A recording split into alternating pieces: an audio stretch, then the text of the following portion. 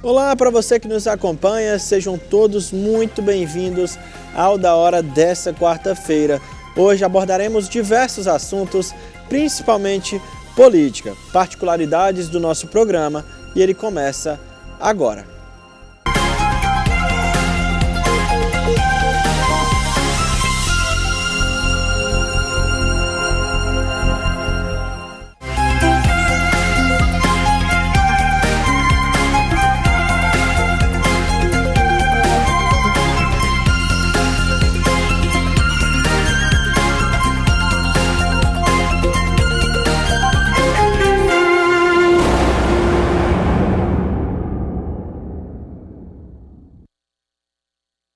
Isso, meus amigos, muito boa tarde para você que nos acompanha, sejam todos muito bem-vindos ao Da Hora dessa quarta-feira, véspera de feriado, né? Para muita gente o feriado já começa na quinta-feira, amanhã, e já estamos aqui com ele, doutor Djalma. Tudo bem, doutor Djalma? Sempre uma honra ter a presença do senhor aqui com a gente. Uma alegria retornar ao programa da sua companhia e da Rochelle, desejar de antemão boa Páscoa para os nossos telespectadores. É isso, já estamos, como o senhor falou, com a presença da Rochelle. Tudo bem, Rochelle? Muito boa tarde. Tudo tranquilo. Falando em feriado aí, Gabriel, muitas faculdades amanhã já não funcionam, viu? Faculdades, escolas, alguns comércios. Porque geralmente a gente pensa que é só sexta-feira para lá, mas não. Muitas pessoas já viajam hoje, né? Na verdade, então, aí para curtir e aproveitar a Semana Santa. A operação da PRF já deve começar hoje. Sim. Então, amanhã a gente traz mais detalhes, exatamente, né? Amanhã a gente vai trazer mais detalhes sobre a operação da PRF aí nas estradas. A gente sabe que é muito importante redobrar a atenção nesse período, porque é um fluxo muito intenso nas estradas aqui do nosso estado, então vamos sempre com muito cuidado. Mas isso é assunto para amanhã. Hoje a gente vai falar das datas comemorativas, né, Rochelle? É isso, porque nesta quarta-feira, dia 5 de abril, comemora-se o Dia da Consciência. Ela foi instituída pela ONU e é comemorada em todo o mundo e visa incentivar a comunidade internacional a desenvolver ações que promovam a paz, a inclusão e a tolerância, que conduzam uma cultura de paz universal. Homenageia-se também o Dia das Telecomunicações, o Dia do Filho e o Dia do Propagandista Farmacêutico. É isso. Dia da conscientização muito importante, né, doutor Djalma? Nesse momento, principalmente, que o mundo está conflagrado, você tem uma guerra inaceitável da Rússia contra a Ucrânia, e quando as grandes potências estão na iminência de um conflito que não se justifica, que ofende a inteligência do ser humano. No século XXI, nós ainda temos que conviver com essa barbárie de um país invadir o outro, querer suprimir a sua autonomia. Isso é uma vergonha inadmissível para as gerações que virão. É isso. E falando em feriado, agora você vai conferir o balanço de chuvas e a previsão do tempo para hoje e para os próximos dias aqui no estado. Olá pessoal, de acordo com os dados parciais aqui da FUNSEMI, nas últimas 24 horas choveu em aproximadamente 110 municípios. Os maiores registros ficaram no litoral norte do estado, município de Santana do Acaraú, com 87 milímetros. Lá no Cariri, município de Caririaçu, com 80 milímetros. Agora a previsão do tempo para esta quarta, quinta e sexta-feira. Ainda é de chuvas em todas as macro-regiões. Os maiores acumulados para esta quarta-feira devem ficar localizados próximos da faixa litorânea, principalmente no litoral de Fortaleza, litoral do Pecém, litoral norte e também na Ibiapaba, para o período da tarde e noite. Já no Cariri, há expectativa de chuvas entre hoje à noite e a próxima madrugada. Aqui para Fortaleza, espera-se chuva principalmente entre as madrugadas e manhãs dos próximos dias. No dia de hoje, ainda segue com céu nublado, parcialmente nublado e também com chuva. Para mais informações, não deixe de acessar o site da FUNSEMI ou baixar o aplicativo FUNSEMI Tempo. Lembramos que a FUNSEMI segue com plantões no feriado e ao longo do final de semana. Até mais. E aí, doutor Djalma, muita água, né, nesses dias, e é uma previsão também de muita chuva para a Semana Santa. O Ceará ele é impactado por seca ou agora, surpreendentemente, por muita água. Uma grande constatação é que precisa haver uma manutenção nos açudes, porque quando chove muito, muitos açudes arrombam e desaguam, provocando danos irreparáveis nas propriedades vizinhas e para a população que habita a circunvizinhança. Então, a lição que deve ser extraída pelo poder público é preservação, manutenção dessas áreas e para os particulares, aquele cuidado necessário para que quando haja uma intensidade de chuva como essa, não haja surpresa e a barragem seja levada em detrimento dos interesses daquelas pessoas circunvizinhas. A gente viu aí, né, a questão de mais de 13 municípios declararam calamidade pública, né, e a questão dos políticos mesmo da gestão tentar resolver a questão das barragens e de como vai reconstruir, né, o que aconteceu em relação às chuvas. E aí eles estão estudando como que vão fazer para reconstruir, né? E o caso da Defesa Civil está equipada, está aparelhada para atender essas situações de emergência, mas o que é mais importante é extrair lições do que aconteceu agora para amenizar ou minimizar o sofrimento das populações que vierem no futuro a passar por situação semelhante. E um exemplo também, temos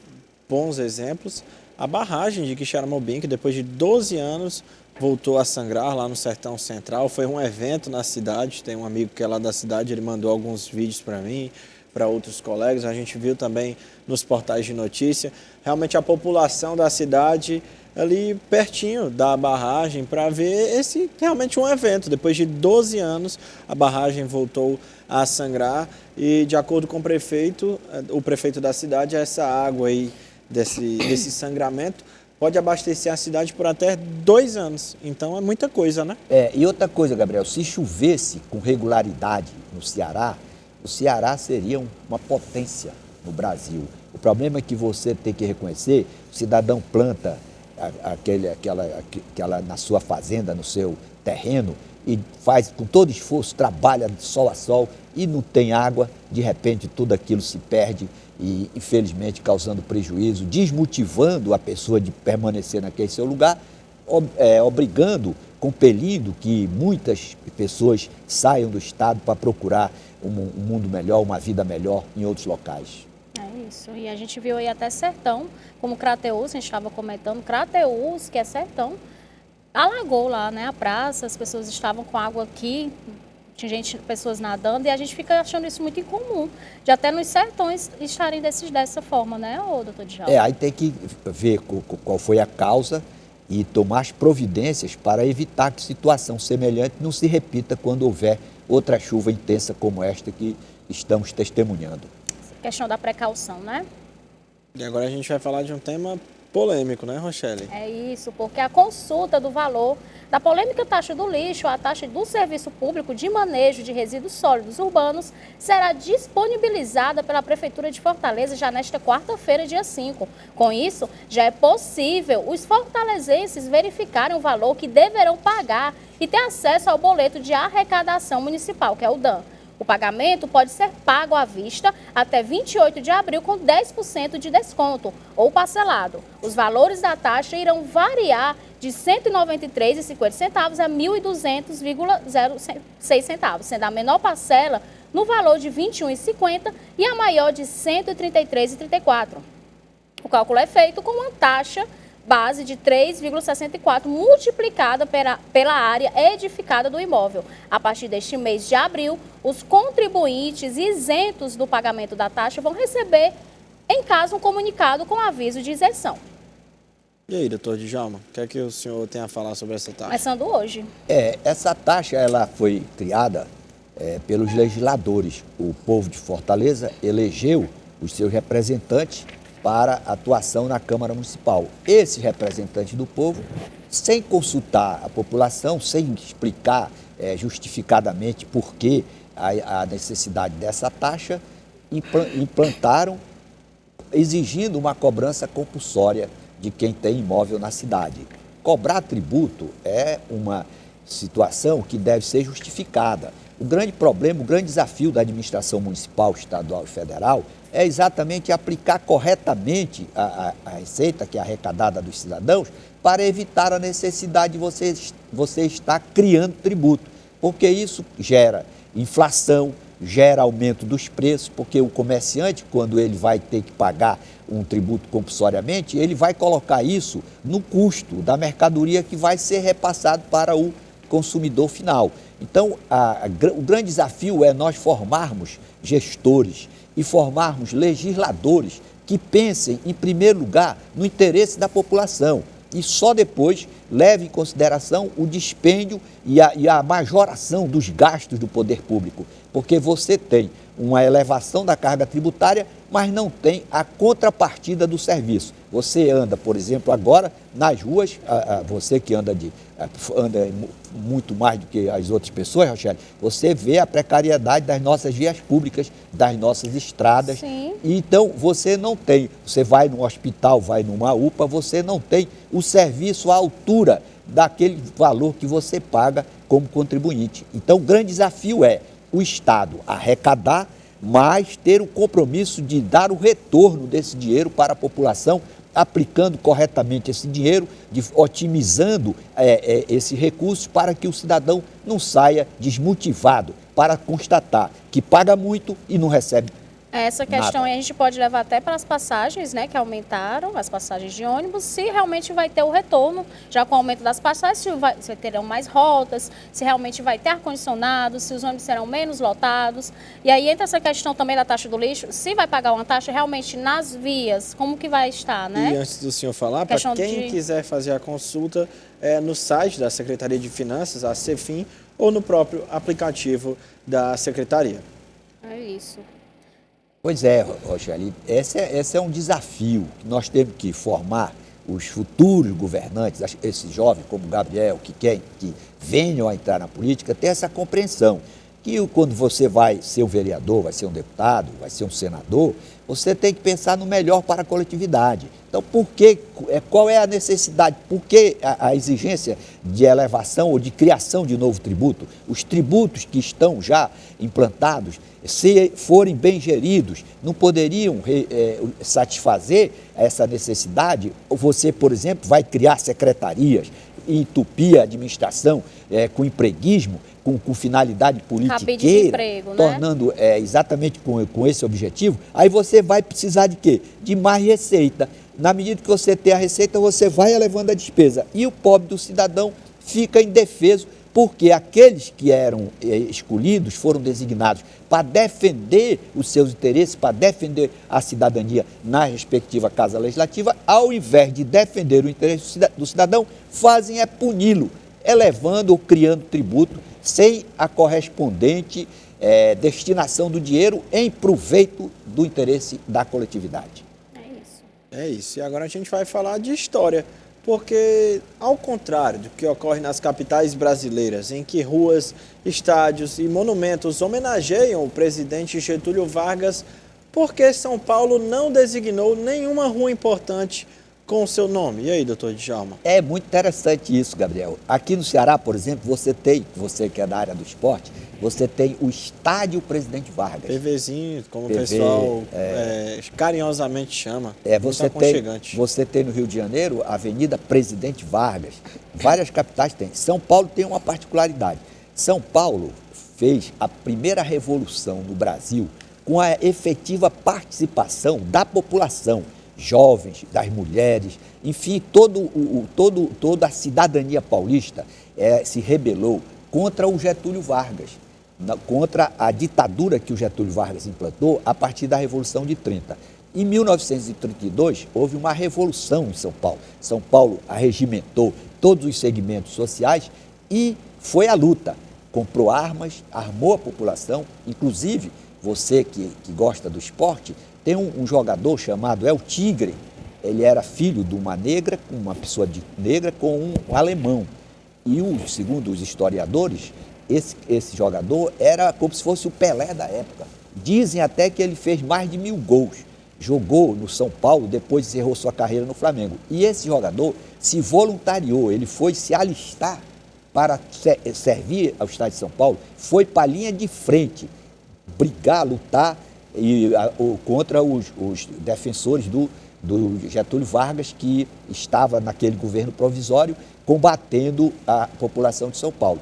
Esse jogador foi tido, inclusive, como morto, mas voltou e também não foi preso, ao contrário dos combatentes que depois da derrota dos revolucionários, muitos foram presos, foram exilados, e uma particularidade, esse exército de São Paulo, ele era comandado pelo coronel Euclides Figueiredo, que veio a ser o pai do presidente Figueiredo, que foi preso, foi exilado, depois foi perdoado e foi transformado em general. Mas São Paulo não colocou nenhuma rua importante em nome do presidente Getúlio Vargas, porque realmente o Getúlio Vargas massacrou o povo paulista, fez uma revolução prometendo modificar a legislação eleitoral, realmente criou a justiça eleitoral, mas extinguiu logo em seguida.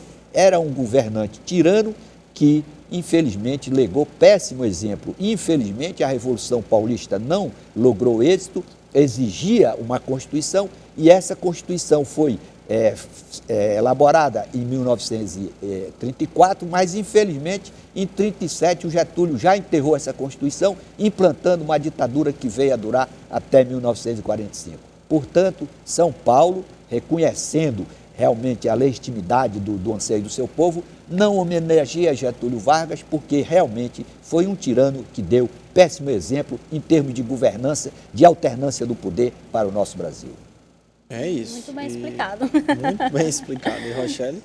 Então, e no livro do professor Modesto Carvalhosa, Uma Nova Constituição para o Brasil, fala que muitos dos problemas do país estão cristalizados pelas regras de nossa Constituição. Apenas uma nova Constituição poderá encaminhar a solução de alguns dos mais importantes problemas. Embora iniciar um processo de nova Constituição possa ser perigoso, antes de amadurecer, o que essa Constituição deve ser, promover esse amadurecimento através do debate intelectual, é fundamental. Em relação a essa nova Constituição, hein, doutor Djalma? Esse professor Modesto Carvalhosa, ele é um grande jurista brasileiro, lá de São Paulo. Ele tinha um livro sobre sociedade anônima e ele começou a visualizar, a se inteirar dos problemas do Brasil, e ele está propondo realmente nesse livro algumas alterações, como a extinção de emenda parlamentar. Ele quer mexer também, alterar essa forma de investidura no Supremo Tribunal Federal, quer que os juízes mais antigos, juízes de carreira, possam ser designados, que ele acha que o Supremo ele é como se fosse, em última análise, um partido político. Cada partido que está no poder indica aquele que vai atuar como se fosse um verdadeiro militante. Isso ficou muito configurado nesses últimos momentos e precisa de haver realmente uma alteração nessa forma de investidura de ministros do Supremo. Ele também sugere o voto distrital, que é aquele em que cada distrito escolhe seu representante. Ele acha que esse sistema proporcional, ele distorce muito a legitimidade na representação. Mas o que é fato, Rochelle, é que o nosso problema não é nem o modelo, o nosso problema é de falta de espírito republicano. Nós não conseguimos disseminar a ideia de que o poder é um instrumento para servir a coletividade. Não é, Gabriel, um instrumento para você fazer curriola, direcionar o dinheiro em função da conveniência dos seus amigos, dos seus simpatizantes. O problema do Brasil é muito maior do que se possa imaginar. É um problema de estrutura, de mentalidade que precisa ser removido. Esse problema só vai ser sanado, resolvido, quando nós formarmos as pessoas a partir da escola do ensino fundamental. Poder é um instrumento para você servir a coletividade. Quando você estiver investido em qualquer função pública, esse deve ser o seu objetivo. Fazer o melhor pela população, otimizando os recursos públicos e não gastando absurdamente, punindo o cidadão que é o responsável pela coleta do dinheiro, pela colocação do dinheiro nos cofres públicos. Pode falar, Rochelle. Posso? Primeiras damas. Assim, doutor Djalma, eu queria falar até com o senhor a respeito aí que tirou agora, foi tirado a questão do direito das pessoas que têm nível superior ter uma cela especial, né? Agora o STF aí já. E eu quero saber, em relação ao foro privilegiado, eles continuam tendo, né? Tiraram aí do pessoal do nível superior, mas o foro privilegiado para eles continua. Não tem, e ele não tem como tirar também o direito deles? Essa prisão especial, na verdade, ela cela especial, ela né? não se justifica. Por quê? É inconstitucional, não é isso? É, porque se você estudou mais, você tem uma capacidade de ação, de cultura, de educação maior do que aquele que não teve acesso à escola, você deveria, era dar o exemplo. Você não devia cometer o crime, em última análise, você não foi educado. Então, se você comete o crime, é porque a sua escola, a sua família falhou em algum momento na sua educação. Não criou empatia em você, não estimulou você conter a sua agressividade. Isso é problema que começa na infância. Por outro lado, se o cara está, o cara conceituado, um médico, um advogado, um engenheiro, comete o crime, tem que sofrer a punição de forma isonômica. Tem que realmente ser tratado como qualquer cidadão. Agora, com relação ao foro privilegiado, realmente esse foro privilegiado, que seria o foro por prerrogativa de função, se transformou num foro de impunidade, porque os processos chegam, por exemplo, no Supremo Tribunal Federal, processo contra deputado e contra senador, e prescrevem, embora os fatos sejam cristalinamente demonstrados lá, estejam cristalinamente demonstrados, o que é que ocorre? Vai passando o tempo e o processo é arquivado pela prescrição. Então, e eles sabem disso, né, doutor Djalma? E por isso que eles se sentem que não tem impunidade. Essa é uma das causas, se você for analisar o histórico, quantos deputados, teve uma época aí que eram 224 deputados ou senadores indiciados ou denunciados no Supremo Tribunal Federal, e você raramente vê uma condenação ou a conclusão de um processo em que essas pessoas são denunciadas. Isso mostra que há um estímulo à impunidade e à consagração de que vale a pena você usar o dinheiro público indevidamente, atuar enquanto gestor de forma indevida, prejudicando a população, pela certeza de que você não vai ser punido, não vai haver consequência alguma para os seus ilícitos. É isso, e agora a gente continua falando de política, porque o ministro da Fazenda, Fernando Haddad, disse que a Receita Federal prevê arrecadar de 12 a 15 bilhões de reais com a tributação de apostas online. Se é uma realidade do mundo virtual, disse ele, nada mais justo do que a Receita tributar. Foi o que ele afirmou na entrevista na segunda-feira. Ele também afirmou que existem empresas de comércio online que fazem vendas comuns por remessa, pessoa a pessoa, para não pagar impostos e que elas passarão a ser taxadas. Ainda segundo Haddad, tais medidas serão tomadas para incrementar a arrecadação na ordem de 110 bilhões a 150 bilhões de reais. O objetivo é viabilizar as metas contidas na proposta de arcabouço fiscal. Antes do senhor dar o seu parecer, doutor Djalma, para quem acompanha futebol, sabe que a grande maioria dos clubes tem agora as casas de aposta como as suas principais patrocinadoras, quando não como a principal patrocinadora, tem ali no time dos seus patrocinadores, mas a grande maioria já tem aqui estampada na camisa. O próprio Fortaleza agora tem uma casa de apostas como patrocinadora master. Então, alguns clubes já se pronunciaram contra essa medida porque sabem que vão dificultar essa questão do patrocínio. O Haddad falou numa entrevista passada que toda casa de aposta que quiser patrocinar um time aqui no país vai ter que ter sede aqui no Brasil, porque, de acordo com ele, muitas têm sedes em países que podem ser tratados como paraíso fiscal. Aí eu não sei realmente como funciona isso, mas, por exemplo, a principal casa de aposta, que até nem patrocina nenhum time daqui, mas ela é sediada no Reino Unido, na Inglaterra. E eu não acho que o Reino Unido seja um paraíso fiscal. Eu queria que o senhor desse um parecer sobre isso. E sobre os sites também, né? Exatamente. Os e-commerce, né, no caso. Os e-commerces. Onde tem atividade econômica que existe lucro, evidentemente o Estado tem legitimidade para cobrar o respectivo tributo. Todos são e devem ser tratados igualmente. Se você tem uma atividade e paga tributo, quem tem uma atividade semelhante realmente não pode ser liberado sem que haja uma quebra da isonomia.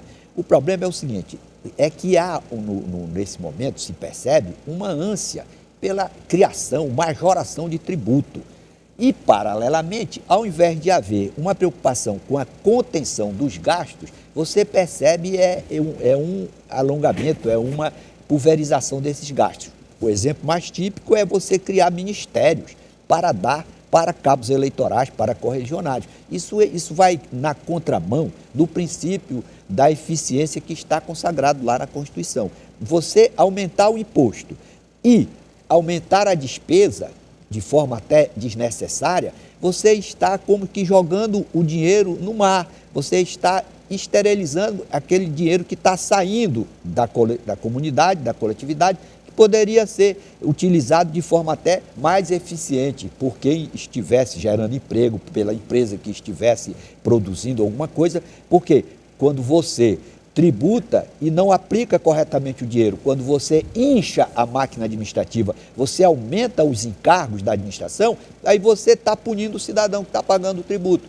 Se esse imposto fosse utilizado na saúde, na segurança, na educação, menos mal. O problema é que você sai na largada já, percebendo que esse dinheiro vai ser canalizado para pagar emenda parlamentar, para pagar despesas com ministérios que são absolutamente desnecessários. E, doutor Djalma, a gente agora vai para o intervalo, na volta a gente continua falando desse tema, porque eu vou falar aqui dos clubes que assinaram esse manifesto, e falar quantos times são patrocinados, e a gente continua nesse debate do tema das apostas e do e-commerce, tá certo? A gente vai para uma rápida pausa, já o Da Hora está de volta.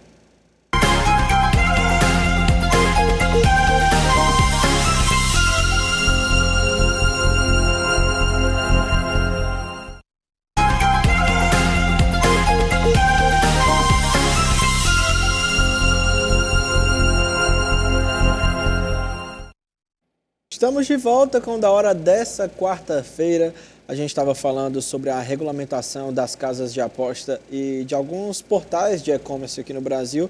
E eu tinha falado da questão dos clubes de futebol, doutor Djalma.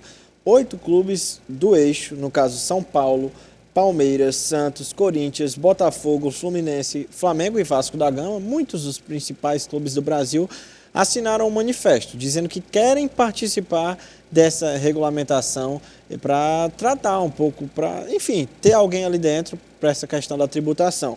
E eu tinha falado da maioria, mas é uma grande maioria. Atualmente, 39 dos 40 times de Série A e B do futebol brasileiro têm alguma parceria com o site de apostas esportivas. A única exceção é o Cuiabá, que disputa a Série A do Campeonato Brasileiro. Queria que o senhor analisasse esse cenário aqui com a gente.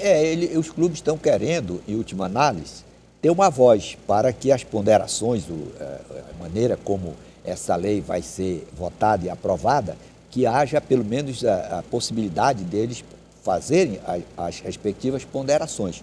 É um problema sério, que realmente se deve ser tributado, se está havendo renda, deve haver a tributação. A questão o problema se a lei empobrecer o clube, empobrecer a instituição que banca a alegria das torcidas, de grande parte da população, aí você pode inviabilizar pela tributação.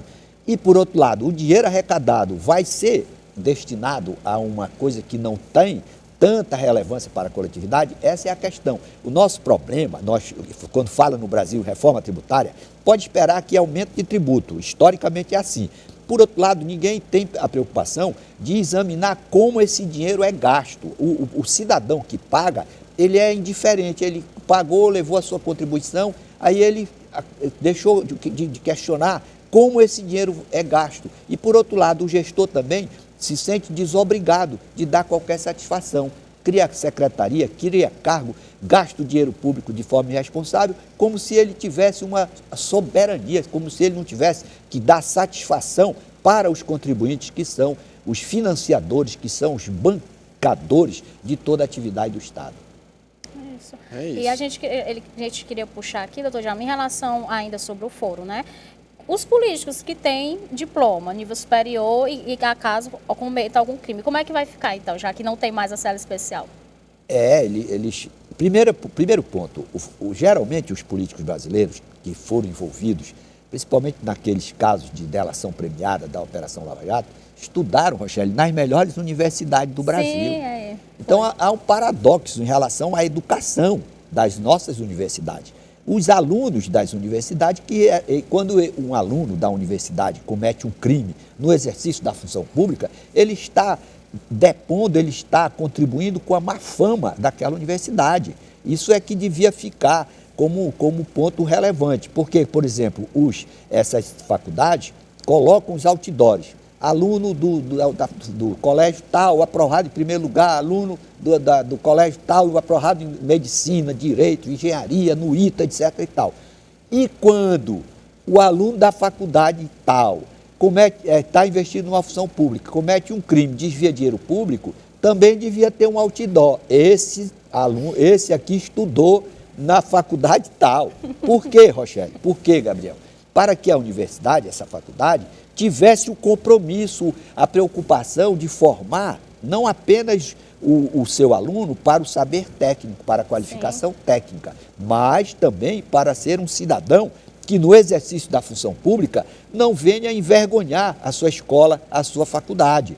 Esse é um tema que precisa ser debatido no Brasil, porque, por exemplo, na Alemanha, em países civilizados, há uma vergonha muito grande para a universidade que abrigou um aluno que depois veio causar vexame, causar prejuízo para a respectiva coletividade. Acaba aí atingindo a reputação da universidade, que poderia ser aqui também, né? E não, já ficou tipo banalizado, né? E ninguém nem quer saber onde foi que o cara estudou, desviou o dinheiro da escola, desviou o dinheiro da merenda escolar. O cidadão desviou o dinheiro da merenda escolar, desviou o dinheiro da saúde, agora no respirador. Onde foi que esse cara estudou? Qual foi a faculdade? Aí o reitor da faculdade devia chegar para a população e dizer, olha, nós estamos envergonhados, nós vamos fazer aqui uma reavaliação, onde foi que a faculdade errou para produzir um aluno com esse perfil. Isso é que devia entrar no debate do dia a dia, porque não é educar apenas, Rochelle, Gabriel, educar não é só transmitir saber, é transmitir valores também de uma geração para outra. O que foi que aconteceu no Brasil? As escolas focaram exclusivamente no saber. Por isso que você tem alunos de faculdades de grande conceito que quando chegam no poder público, quando se deparam com o dinheiro público que eles vão gerenciar, aí eles desviam, aplicam de forma indevida, causando danos irreparáveis à população que bancou o seu estudo naquela faculdade pública. A gente consegue ver também na área da saúde, muitos médicos, né, muito bons em relação à parte técnica, mas que não são tão humanos, né? Não estou falando de todos, tem enfermeiros, tem médicos que são pessoas humanas, mas na hora ali do dia a dia, do atendimento, não prova isso para a gente, muitas vezes, né, doutor Djalma? E aí existe também a questão da faculdade entrar nisso, a questão da humanidade, da ética e cidadania, tudo isso, né? Da empatia. Empatia, um nome tão bonito que estamos usando empatia, tanto. que é, em última análise, como é que se resolve isso? Sedimentando, a partir da escola do ensino fundamental, a ideia da justiça como virtude. Não faça com o outro aquilo que você não quer que façam com você. Se você conseguir, em qualquer comunidade, que todos assimilem essa ideia, você reduz a violência, você diminui a agressividade contra a mulher, que é um problema seríssimo. Inclusive tem pessoas de todas as classes, advogado, médico, engenheiro, com essa vulnerabilidade, agredindo pessoas, agredindo mulheres, enfim. Nós temos que fazer uma verdadeira cruzada cívica. Quais são os municípios mais violentos? Calcaia, por exemplo, Maracanaú. Aonde estão os núcleos de maior violência. Tem que trabalhar a partir da infância. Não adianta só construir penitenciárias. Você, já quando vai precisar da penitenciária, é porque a comunidade falhou em relação à educação lá na base. Aí fica difícil, na nossa história, é difícil a recuperação de quem já fez a opção pelo crime, já realmente trilhou o lado da criminalidade. O segredo é a prevenção a partir da infância, que vale isso para quem vai ser um médico, para quem vai ser um engenheiro, para quem vai ser um advogado, para pautar a sua vida a partir da percepção do outro, que é a chamada empatia, essa ideia da solidariedade. A solidariedade, como toda virtude, ela se adquire pelo hábito, Rochelle. Sim. Então você tem que estimular a criança, estimular o jovem, a prática da virtude. Essa palavra tem que ser inserida no contexto do nosso debate para que nós possamos ter uma sociedade menos violenta, que você possa andar na rua e não ser agredida nem perder o seu celular. É isso, eu creio que algo que contribua para isso é a taxa de desemprego, que aqui no Brasil subiu para 8,6% no trimestre móvel terminado em fevereiro. A Pesquisa Nacional por Amostra de Domicílios, a PNAD contínua, divulgada na última sexta-feira pelo Instituto Brasileiro de Geografia e Estatística, o IBGE, revelou que a taxa de desemprego no Brasil subiu para 8,6% no trimestre móvel em fevereiro. O resultado traz aumento de 0,5 ponto percentual em relação ao trimestre imediatamente anterior, entre setembro e novembro. Ainda assim, esse é o menor resultado para o trimestre dezembro, janeiro, fevereiro, desde 2015, representando 7,5%. No mesmo trimestre de 2022, a taxa era de 11,2%.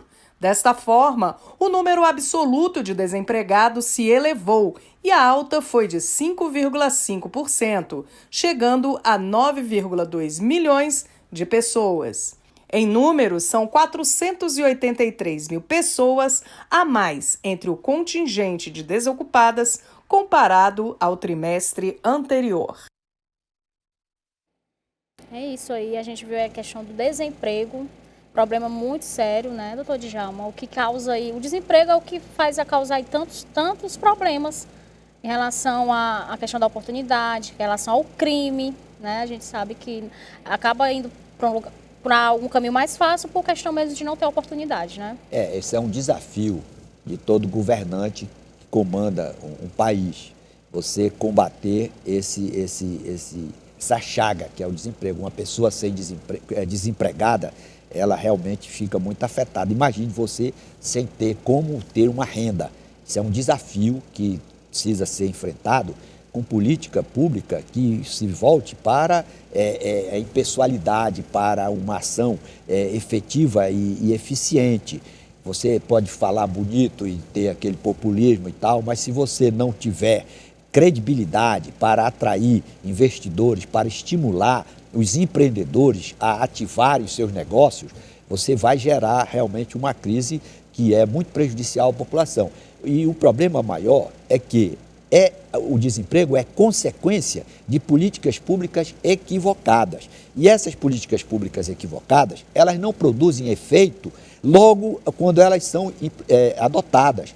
Elas passam, por exemplo, você está agora com 3 meses, quase 100 dias, de governo, e você já está tendo um reflexo do que foi feito no passado. Esse desemprego não foi de medida tomada ontem, não.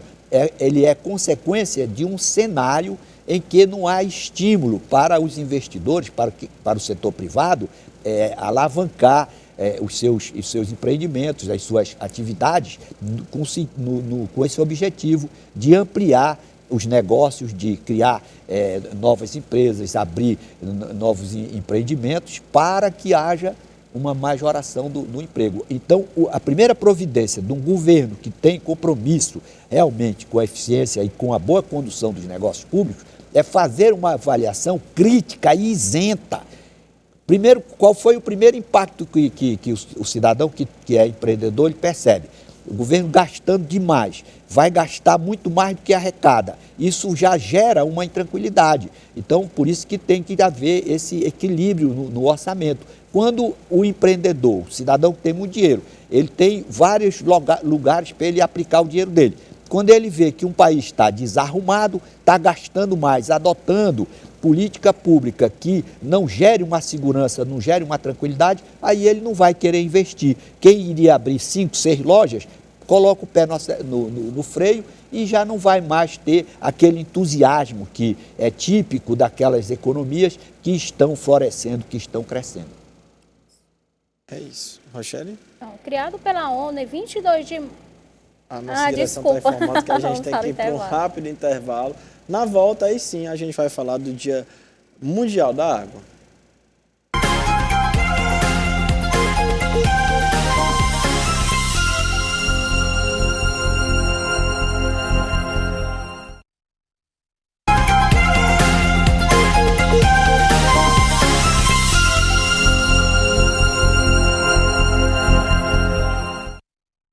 Estamos de volta com o Da Hora desta quarta-feira. E agora sim, criado pela ONU em 22 de março, foi celebrado o Dia Mundial da Água. O Dia Mundial da Água, celebrado no dia 22 de março, foi criado pela ONU com o intuito de conscientizar e levantar soluções acerca da crise de água e saneamento. Entretanto, a ocasião traz à tona uma situação contraditória na região que tem a maior disponibilidade hídrica do planeta, a Amazônia, onde está faltando água potável.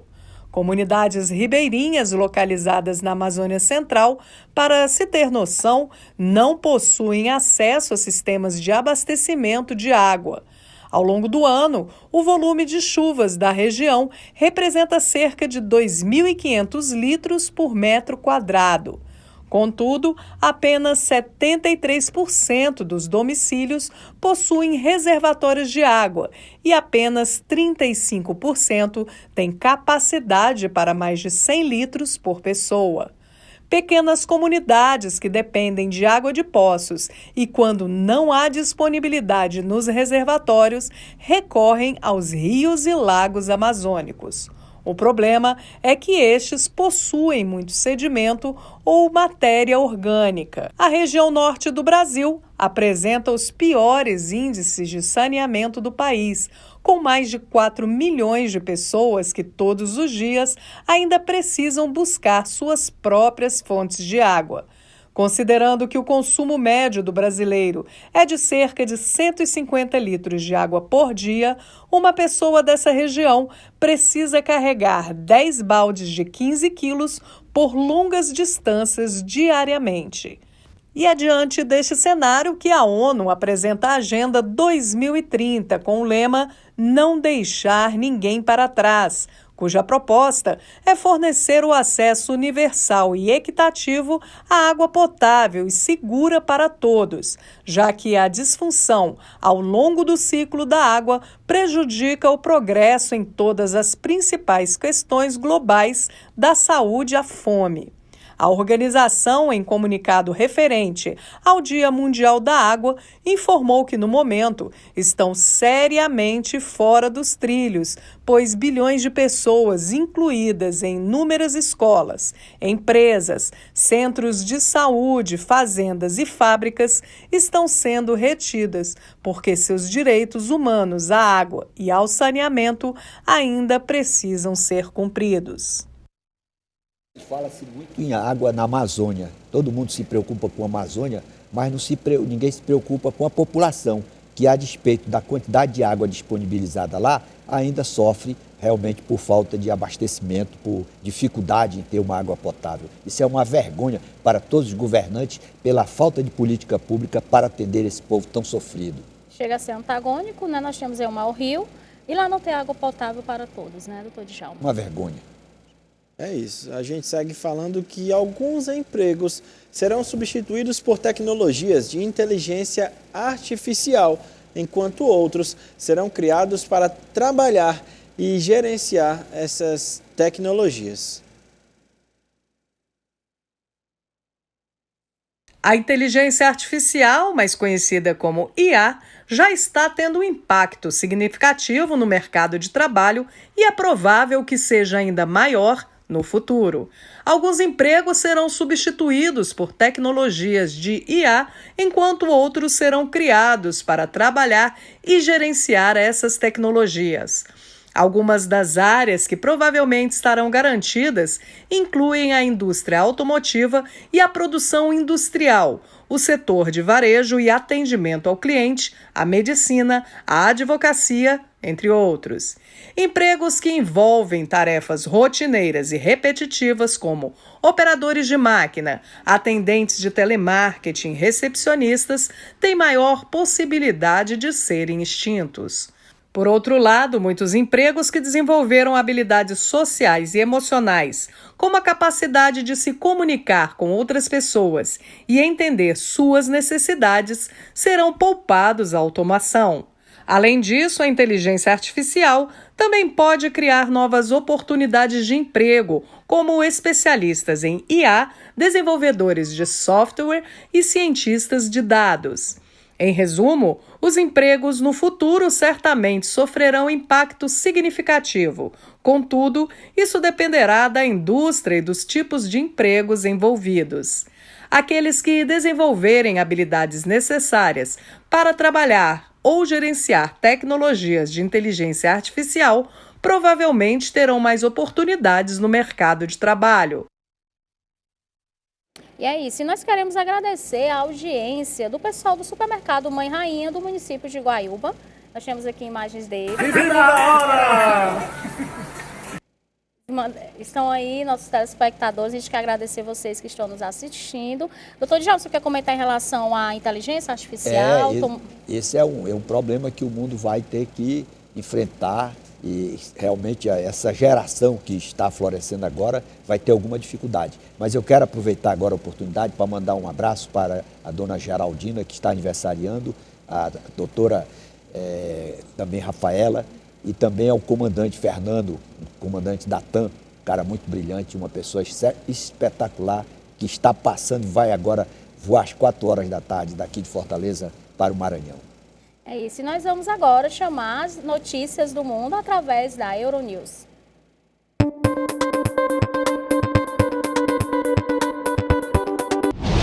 A polícia israelita diz ter efetuado mais de 350 detenções durante os violentos confrontos protagonizados, na última noite, pelas forças da ordem e fiéis palestinos na Mesquita Al-Aqsa, em Jerusalém. A esplanada das mesquitas é um local sagrado tanto para muçulmanos como judeus, e os incidentes produziram-se em pleno Ramadão e no início das celebrações da Páscoa, para a comunidade judaica. A polícia investiu contra a mesquita, enfrentando grupos de palestinos entrincheirados no local. As autoridades israelitas descreveram os palestinos envolvidos nos confrontos como amotinados, enquanto o movimento palestino Hamas denunciava um crime sem precedentes por parte da polícia, apelando a uma convergência em massa na direção da Mesquita Al-Aqsa para defender. A autoridade palestina, por seu lado, avisou que o incidente poderá provocar uma grande explosão na zona e instou o governo israelita a agir de forma responsável. O ministro palestino dos Assuntos Cívicos afirmou que a atuação policial revelou um nível de brutalidade que necessita de uma ação urgente palestina, árabe e internacional. Os Estados Unidos anunciaram mais 2.600 milhões de dólares em assistência militar à Ucrânia. Uma ajuda que chegará nomeadamente na forma de munição, novas armas e radares para combater drones, bem como mísseis para sistemas de defesa aérea e antitanques. O anúncio surgiu no mesmo dia em que uma delegação norte-americana composta por políticos, homens de negócios e representantes de organizações caritativas, liderada pelo ex-secretário de Estado Mike Pompeo, foi recebida em Kiev pelo presidente ucraniano. Volodymyr Zelensky recebeu também nesta terça-feira um convite do secretário-geral da NATO, por ocasião da cerimônia na Bélgica de acolhimento à Finlândia, que se tornou o 31º membro da Aliança Atlântica. 5 pessoas com alegadas ligações ao extremismo islâmico foram detidas na Suécia por suspeitas de estarem planejando um ataque terrorista. Os responsáveis pela luta contra o terrorismo desmentiram que este caso esteja relacionado com a queima do Alcorão em frente à embaixada turca em janeiro passado. Mas Susanna Treornin reconheceu que este ato desencadeou as ameaças de um ataque contra a Suécia ou interesses suecos. Rasmus Paludan, extremista dinamarquês que também tem a cidadania sueca, queimou uma cópia do livro sagrado muçulmano em frente à embaixada turca em Estocolmo, em janeiro. Um tribunal sueco anulou nesta terça-feira a decisão da polícia que proibia protestos envolvendo a queima do Alcorão. O que aconteceu em janeiro mereceu a condenação dos países muçulmanos. É isso, da hora dessa quarta-feira, véspera de feriado, vai ficando por aqui. Suas considerações finais, doutor Djalma. Muito obrigado pela sua presença, tá? Alegria participar do programa. Quero mandar um abraço à Renata, uma grande funcionária do Rio Mar Shopping, lá do bairro Kennedy. Presidente Kennedy. É uma profissional exemplar, que Deus proteja e dê muita saúde para ela. É isso, Rochelle. Sempre um prazer estar aqui na presença de vocês. Quero agradecer a audiência de você que nos assistiu e dizer que amanhã nós nos encontramos aqui no mesmo horário. É isso, até amanhã. Tchau, tchau.